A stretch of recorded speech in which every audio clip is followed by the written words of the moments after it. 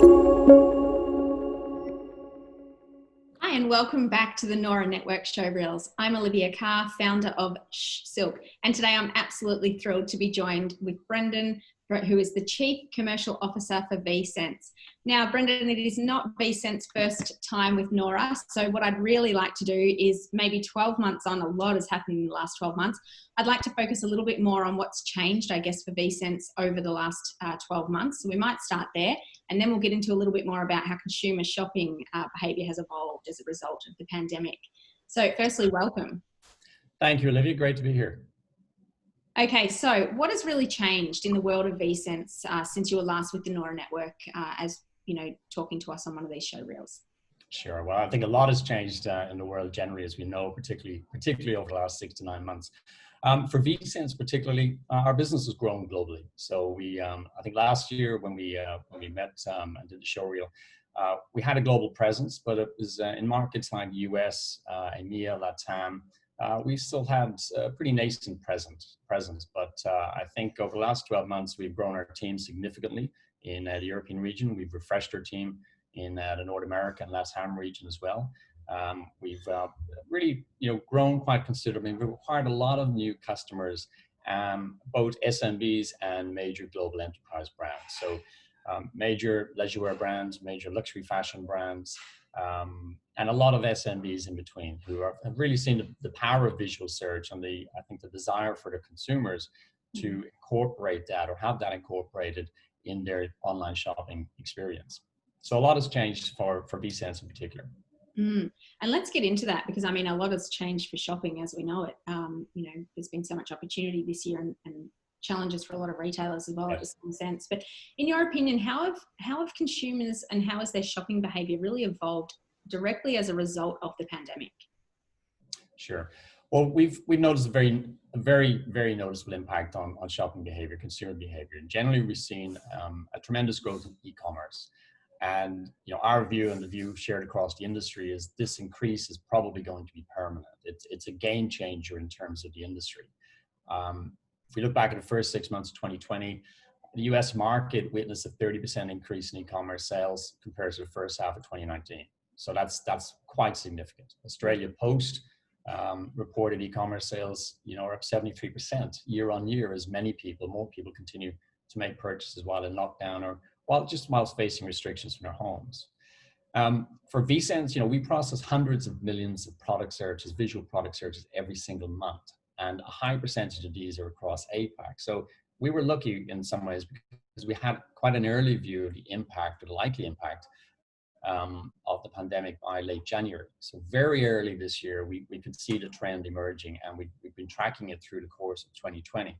I think one of the key long-lasting legacies of COVID would be the accelerated growth in e-commerce, but we don't think retail is going to go away, but we do think physical retail will have to change. And I think our customers are really seeing that. So, clearly the wide-ranging impact of store closures around the world has forced more retailers to rethink their business strategies, consider how to maximize their physical presence, really consider how do customers want to shop, what role should technology play, not just online, but in physical retail, and how do you best combine offline presence with online technology and drive the best consumer experience and business and consumer impact overall. So when we talk with retailers and brands, now about 2021 plans, it's very clear that the strongest trend is that digital initiatives are getting budget approvals at the expense of physical retail. One major tool is, online is only shopping in every market. And this is really a clear reflection, I think, of how consumer behaviors have changed and really what the reason behind that is. And again, in your opinion, how do you think retailers can ensure that their business does continue to grow as e-commerce as a whole grows?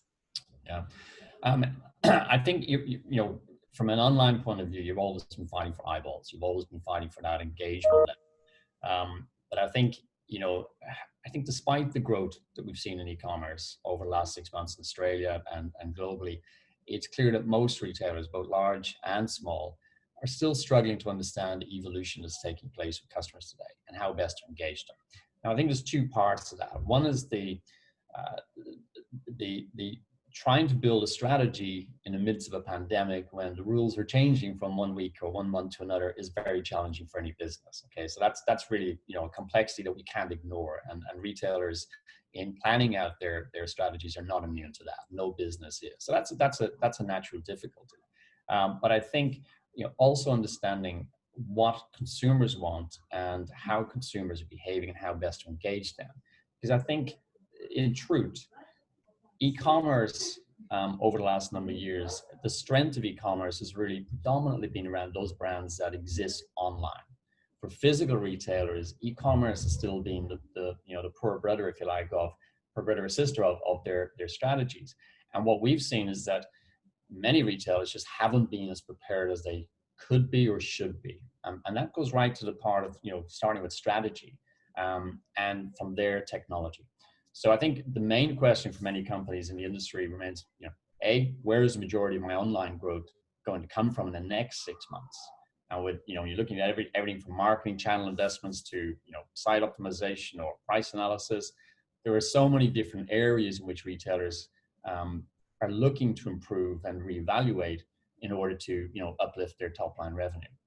Now, I think from our experience, the most effective way to identify opportunity for growth is to look at what your shoppers are telling you. And they tell you that through how they interact with you, how they behave online, and how the industry moves. And the most significant consumer trend that we're seeing is one towards visual discovery and its direct impact on online sales. And visual search, I'm glad to say, is being seen as one of the main ways in which retailers are benefiting from this. And how would you say, like, what makes visual search so key to not only the online retail experience, but also from the consumer's point of view? Yep. Like, it's I think, well, look, we use visual every day. You know, it's all around us. We shop visually in physical retail. We look at things, we see things, we get inspired by things, we like things, we buy the thing that resonates most with us, and our eyes are very, very important to that. We look at it from the perspective of where shoppers and consumers are getting their inspiration from. And in an online realm, what we find is that image-rich sites like Pinterest and Instagram, that's really a growth area in terms of where shoppers are getting their inspiration from. Yeah. And that really sort of, for us, that's the start of the journey. So we're working with many retailers globally to help them incorporate influencer or social images into their strategies and link those images and the products within them to their product catalogs. And our AI technology can do that automatically. So that's really where we start from. And as social content consumption and, you know, mobile browsing increases and continues to increase, we've seen a clear trend of product discovery for consumers emerging in that space. So to give you a sense of that, we analyzed over 500 million monthly product searches from our shopping platform over the last 6 months. And what we discovered was that images originating from screenshots or the shopper's mobile gallery on the phone accounted for over half of searches. And of these, over a third came from social media platforms. So it tells us that more shoppers are starting their shopping journey with a point of discovery in social arenas than from, say, browsing an online store. So making it easy for customers visiting your site to find what they've seen on Instagram or Pinterest is really, really important. You know, visual search has grown to play a significant role in turning that inspiration and discovery all the way through to, you know, through product discovery and in purchase. And the technology really makes it easy for consumers to search for the products they like using either the camera phone or a screenshot image. And it can be used on a desktop and a website as well with the core technology. But it's not only the speed with which consumers can find what they're looking for that's driving adoption, but the accuracy of results presented to them ensure they have the best experience, and that drives conversion. So we see visual search delivering, in some cases, 4 to 6 times an increase in conversions over text search. So you can see that the visual aspect of how people shop in the real world, in physical retail, translates into an online experience. We see something we like, we get inspired for it, we go to find it, and when we find it, we want to buy it. And what we find is the visual AI technology powering visual search recommendations really helps streamline that process for consumers and deliver the maximum benefit to retailers. Yeah. I mean, we are visual beings, there's no doubt, and it's really nice looking content. And in closing, I really want to ask, you touched on something there, just you mentioned visual AI. I'm curious, is visual AI mainly adopted by large retailers, or can it be adopted across the board? And would you be kind enough to share a case study or a retailer that you think is using visual AI, really well? Yeah. Yep, it's in answer to your question, it's used not mainly by larger retailers. We have a lot of SMB clients around the world who use us. I think that there is a key difference in how it's used, and let me try to elaborate a little bit on that without going into too much detail. But we work with smaller customers ranging from fast-growing digitally native retailers who are just starting up, and we've seen quite a bit. Again, we often see this in challenging times. You see those startups emerging who've seen a problem and want to embark on that journey at what most of us would look at a very difficult time. But digitally native retailers, right the way through the single market traditional bricks and mortar retailers undergoing digital transformation, large brands who operate, who design, manufacture, distribute, sell physically, sell online, globally. They're all beginning to see, and have seen over the last number of years, the growth and the benefit of visual AI. What we're seeing, however, is that larger enterprise clients versus our SMB retailer customer base, the challenges are different, the priorities are different. On the enterprise side, when we look at the large customers, we're helping to integrate visual AI right throughout the customer's value chains. So it's not simply at the consumer touch point.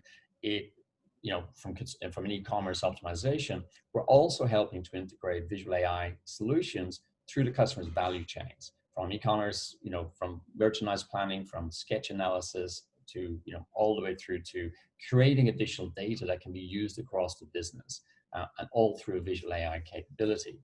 And that's what goes to the heart of, complex PIM augmentations and integrations and managing global catalogs. With smaller SMB customers, especially within the fashion, apparel, and furniture sectors, what we're seeing is increasing traffic and uplifting sales conversions really has the greatest impact to their recovery and growth. So in Australia, we've worked with Showpo, who haven't been immune to like all retailers, have had to readapt to the challenge of COVID online.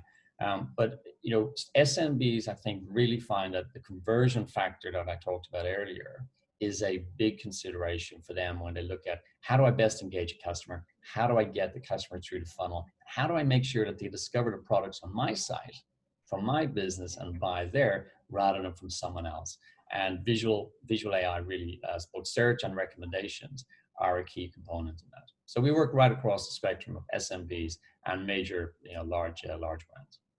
Amazing. Once again, it's been so lovely to have you on behalf of NORA Network as part of our show reels again. Brendan, thank you so much for your time, and thank you very much. Thank you, Olivia. I really appreciate it.